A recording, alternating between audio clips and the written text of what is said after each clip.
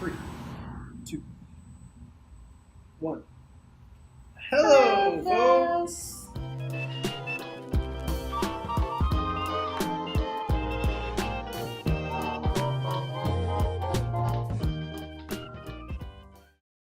Welcome back to another episode of a Bachelorette recap episode where we give away awards for the last episode. Welcome to another place in our apartment complex. This lovely room happens to be the hangout room for the apartment complex. Yes, we're sitting at a table. Behind us is a living living room area with a chessboard. Because it's Boston. And there's a bunch of stuff over there. So, we're going to dive right in to last week's episode. This is episode 8, I believe, of The Bachelorette, in which we have just a handful of men left over. It was an intense one. It was a big one because it was hometowns this week. So we got to see a little bit more about the guys and where they came from and kind of why they are the way that they are. It was lovely. So, some of it was. We're going to begin with the sounds. There are so many sounds in this room. It's unbelievable. This apartment complex is the worst for shooting video. We're going to begin with the most adorable award. Megan, take it away.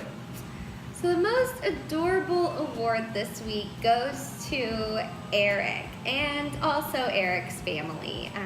Before this particular episode, Eric had kind of been warning Rachel about where he had grown up in Baltimore. Side note, that's where we got engaged. But where he had grown up in Baltimore and how it was kind of rough and a lot of his family had been involved in drugs. And so as an audience member, we really had no idea what to expect from his show. You distracted me.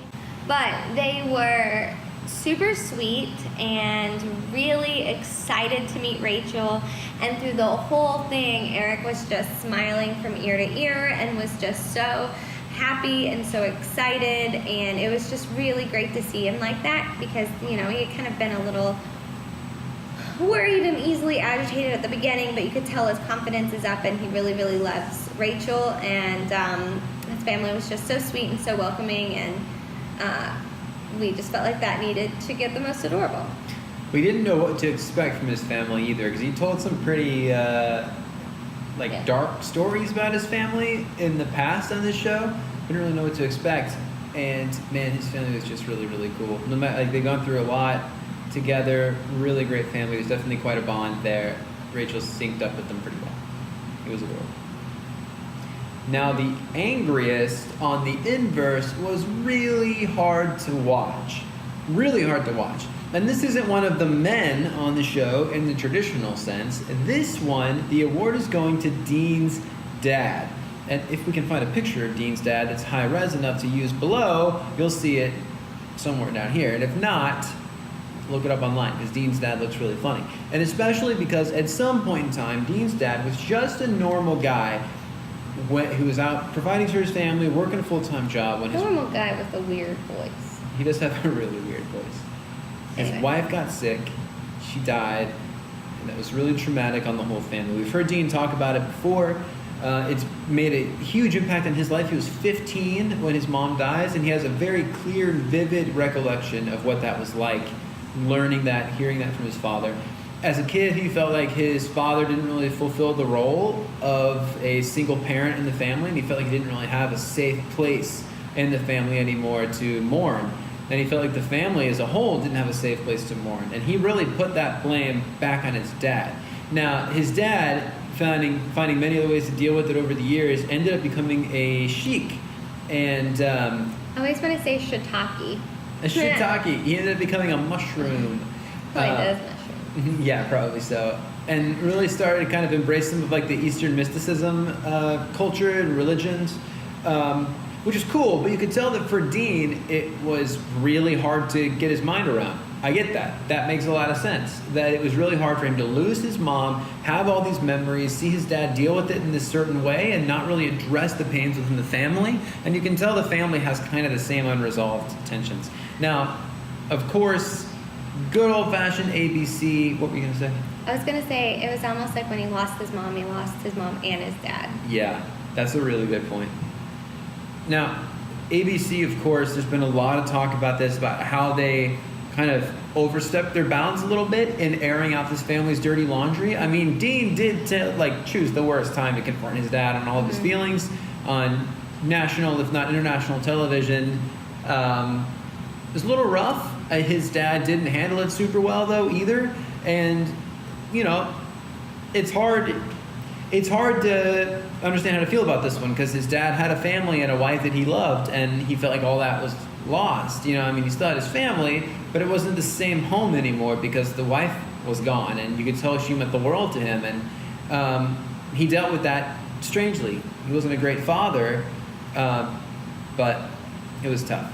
It was tough. So he didn't really give Dean the satisfaction Dean needed when Dean approached him about it. What were you going to say?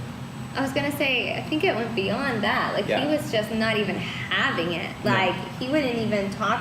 Dean would say something about how it hurt his feelings, or like he didn't feel like his dad was there, and he just got to the point where he was just like, I don't even want to talk about this anymore. So he wouldn't even have the conversation to the fruition that it needed to get to in order to be resolved. He just stopped it before it got there. Yeah, and look, Dean's dad, if you're watching this, and we know you are, we get it. I can't even imagine how hard this was for you, having all these unresolved issues with your son that you know about. You probably have unresolved issues with the rest of your family. You definitely have unresolved issues with yourself and with the whole passing of your wife.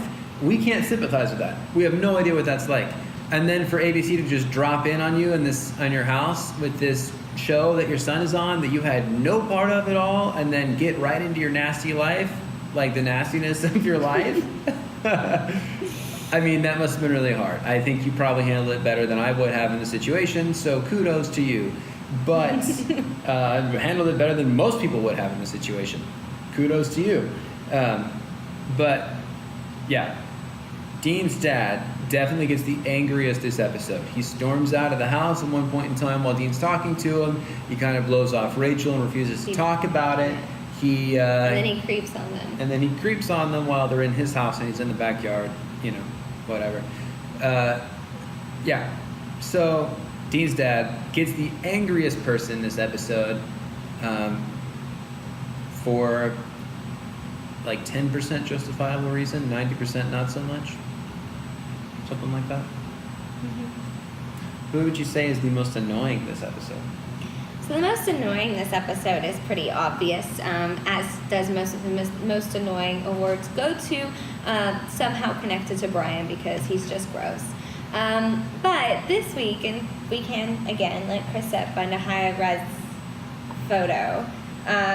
This week's most annoying goes to Bryan's mother. And so Bryan is an only child, the only son of this woman, only child of this woman, and she has an incredibly weird relationship. And it's not news to us that this has become an issue in other relationships that Bryan's been in, but we kind of got a glimpse as to why. She just has this obsession with her son, and it's too strange to really articulate. She was angry about the way that he cut his hair, and was kind of aggressive toward Rachel at first. We saw a little bit of her lighten up slightly with Rachel, but she was just obnoxiously in love with her son. And it was a very weird thing to watch, especially from a girl who grew up in a family of all women. It was very weird. And I grew up in a family of all boys, and it was still weird. Yeah. And you know that this is going to cause a lot of issues long term with them. I mean, she has such a grasp and control of him, and he doesn't seem to think that it's weird, which is the weird part of it. Yeah. And so I think that that'll be, if that does happen, if Rachel does end up with Bryan, that's something that'll definitely be a sore spot for them sometimes if Rachel ever wants to do something that's different than what Bryan's mom thinks is best for Bryan. Yeah. So that's going to be something. But that was just really, just watching all of that and her just intensity and obsession with him was really annoying. Also, too, when Rachel was talking to Bryan's cousin, is that who it was? I don't know who she was. Whatever that woman's relationship was that Rachel was talking to, cousin, sister, sister-in-law, something Not like that. sister. No, yeah. Or yeah. sister-in-law. It must have been cousin. I don't know what she was. But when Rachel was talking to that woman, while Bryan was just kind of having the one-on-one with his mom, that one, Bryan's family member who was talking to Rachel, stated that an old relationship was kind of ruined by Bryan's mom because Bryan's mom was really intense and really close to Bryan, and Bryan didn't think it was anything weird because it's a guy and his mom. How can they not have a close relationship? Now, as a guy myself, that's a little bit of a red flag that like you can have relationships that are ruined because you're so close to your mom. That's definitely a weird red flag. Now, I don't know his past relationship, and I probably would have taken that with a grain of salt had we not seen what we saw in this episode. Well, I think what his cousin or family member said was that the girlfriend didn't want to do whatever it was that the mom wanted, and didn't treat Bryan the way that the mom felt like she should have. That's right. And that's why they ended up breaking up. Whoa! Sorry. My throat's closing up a little. Why? I'm just feeling really tight. It does sometimes with my asthma. All the feels this week goes to, I think everyone can guess this, goes to Mr. Dino. Again. We love him. He gets this one just because of everything that he went through. There's almost like a double-edged sword, all the feels, or a double side, because on one sense it was all the feels and seeing how he handled the situation with his dad. I think he handled it really, really well, seeing how he was scared to go into it, and but he faced it and he had the conversation, and then afterward, we've kind of touched on that conversation, but afterward, we see him just laying on the floor crying. And it was really sad. Rachel comes in there, and they're cuddled up together. And he says that he's falling in love with her, and Rachel says, "I love you too." And so that was just all the feels, because it was just such a sweet and intimate moment. My fear is that she was just caught up in the moment and felt like she needed to say that to him in a more caring way, as opposed to actually being in love with him, which is meaner than just not saying anything. Oh yeah. Because when we finally got to the rose ceremony, the person that she sent home, spoiler alert, was in fact Dean. And she had just told him that she loved him. Yeah. He was the only one that she said, "I love you" to. And so he thought he was flying high. He didn't think that he was going to be sent home. The woman that he's in love with said, "I love you too." So of course he isn't gonna think that. And I think what made me most upset and have all the feels was the fact that she didn't honor him enough to just take him aside and tell him. She had him line up with all the other guys and then humiliate him in front of all of them, which she's barely done to anybody and hasn't done to anyone that she really, really cares for. She sent Matt and Adam both home without having them go through a rose ceremony. Yeah. And then she cared for both of them. Yeah. And so that was... But I don't think she cared for them like she did Dean. And so that... Or at least the way that they portray it to us. And he's still there. And so... Just for that entire piece... that's why Dean gets all the feels. We're also giving Dean the Best Dressed award this time around, for obvious reasons. Dean always looks pretty good. He is a startup recruiter, for one thing, which generally means you gotta look pretty cool if you're gonna convince other startup-y people to take a job at the place where you work. Now, Dean, when they went to hometowns, had on this cool sweatshirt, these cool pants. They were pretty skinny, but not too skinny. It was a cool look. And They were then this really interesting burgundy color. Yeah, they were pretty cool. And he had these cool boots. And then at the rose ceremony, he was wearing this really great fitted suit. And the reason why we always call out the blue too. yeah, exactly. And the reason we always call out the men's suits and the women's dresses at the rose ceremonies is because they have to buy them themselves. Like there's not like there's like besides Rachel. besides Rachel, besides whoever the bachelor or bachelorette is, everybody else has to bring their own stuff. There's not like a budget for them to have their own wardrobe. So when these people have like a really well-fitting tux or suit or something like that, they invested quite a bit of money in having that, likely just for the show, especially when you're somebody like Dean. So kudos. It's pretty cool that he got to wear something like that. He looked great in it. It was sad to see him go in it too. That sounded like he pooped his. Yeah, it was sad to see him leave this show in it. The last thing about Dean that we wanted to mention before we move on to the last award is Dean's going to Paradise, which is probably not a surprise for anybody watching this. He's already been hanging out with Ashley Iaconetti, so... Yeah, that's how you know. Even though she's supposedly not going. But the reason why we love this is because our dear... she's not a friend, but we're fans of her. Well, and she's also a Kentuckian, so... As are we. But Christina from the last season of The Bachelor is going to be on Paradise. We love Christina. She's also got her background is way more torturous than Dean's was. Incredible personality, really great person. Yeah. I really could see them getting along, just like I can see Luke and Raven getting along. Still crossing my fingers for that one. So we'll see what happens in Paradise. But also, they both have, with Dean and Christina, they both have beautiful, bright, blue eyes and perfect teeth. They do. So they just deserve each other on so many levels. I can't wait to see what happens there, but you're seeing it here. We're calling it those two, couple for life. And maybe Ryan, Raven, and Luke. I don't know where Ryan We'd came love from. to see that too. Is there even a Ryan? I don't think so. I don't know. Who's most likely to succeed? So, most likely to succeed outside of the couples we just predicted. But most likely to succeed with Rachel, I have to say Bryan. I hate to say Bryan. But after watching this most recent episode, The Hometowns, I just don't think it could be anybody else. I mean, at this point, Peter still doesn't know if he's in love with her or not. And they didn't seem to have a lot of chemistry, at least on what we saw when they were together in his hometown. Eric is fantastic and I think would make an amazing husband for Rachel, but I just have a feeling that... What is that sound? I don't know. I just have a feeling that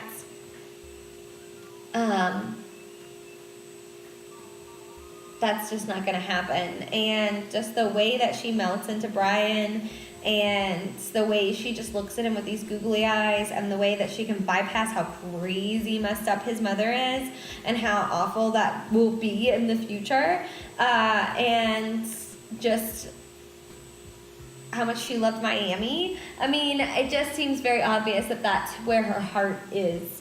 And it's just there a lot stronger than it is with anybody else. And anybody with eyes can see that. It's not something that I would want for Rachel. I don't think it's something that's going to last long term. Mm-hmm. But I think that's who's going to win. So my prediction as of this most recent episode is Bryan. Yeah, it's really sad. No, wait. Before you go, we have one more thing we wanted to talk to you about, and it's going to be a quickie because we do have a whole nother video that we're about to shoot after this one that will go up pretty shortly after you watch this one or after this one goes up. We're going to talk just about this one problem, but we wanted to give you just a little bit of a teaser because it's relevant to what we're talking about now, and it is the L word on this show. And that L word is love. Lips. Kind of the same thing with Rachel. Yes. The L word is love. I'm going to touch on it a little bit, and then Megan and I will riff on it a lot. But this episode was really frustrating to us because we had Bryan, who Bryan is. You know how we feel about him. You know how most people feel about him. Most people don't like Bryan. You watch this whole episode, and I am so sorry about all the noise in the background of the ice maker. We're going to figure out where to record these videos at some point in time. So just bear with us.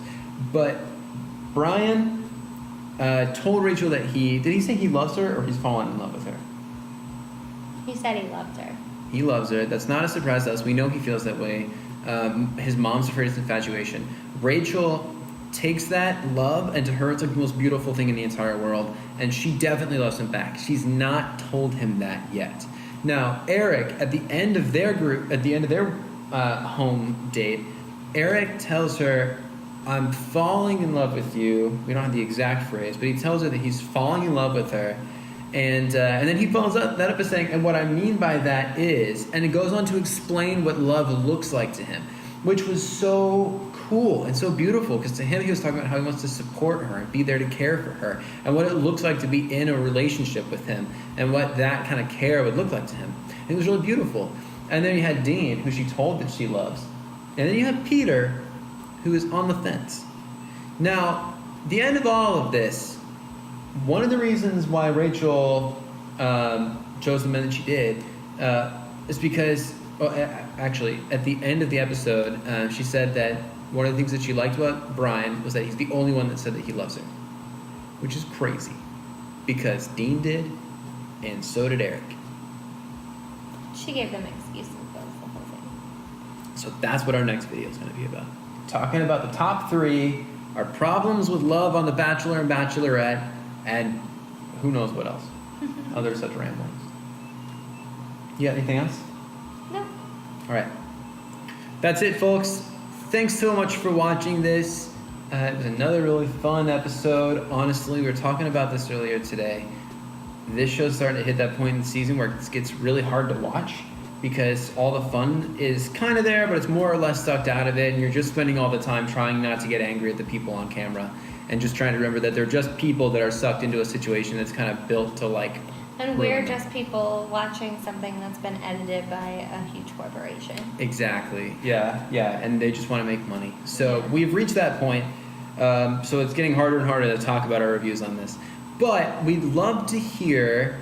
What do we want to hear?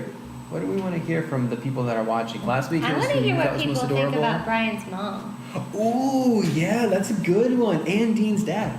Yeah, the parents. Let's do a parents one. So yeah. Tell us what you think about Dean's dad. Do you really think he was the angriest? How do you feel about that whole conversation? And then what do you think about Bryan's mom? Do you think she's really going to be a threat? Do you think that she's just being a protective mom? What do you think about the parents we saw this week? That's a really good question. That's a really complicated one, and I'd love to hear. And if you're a parent, please share your perspective from parenting. Neither one of us are parents. We're cat parents. Cat parents. So we'd love to hear that. Don't forget to give this video a thumbs up. It helps us get more views from people like you that loves watching The Bachelorette and likes recaps like this. And don't be afraid to share this and recommend it with your friends and such. We're also about to do this exact same kind of thing, but a little bit different, for Game of Thrones, which is another show that we absolutely love. And it came on last week. Yes. On Sunday. That was me singing. I wasn't clearing my throat. It was a teaser of how the show's going to go. So we're recording our first review video of that one. The structure is going to be a little bit different than these ones, but man, it's going to be a lot of fun too. So keep an eye out for that. It'll be here on our channel. Is there anything else? Yep. All right, friends. We'll talk to you soon. Don't forget to subscribe so you can watch the next one of these as it comes out. And leave a comment that comes below. We'll catch you soon. Okay. Goodbye, Bye, folks.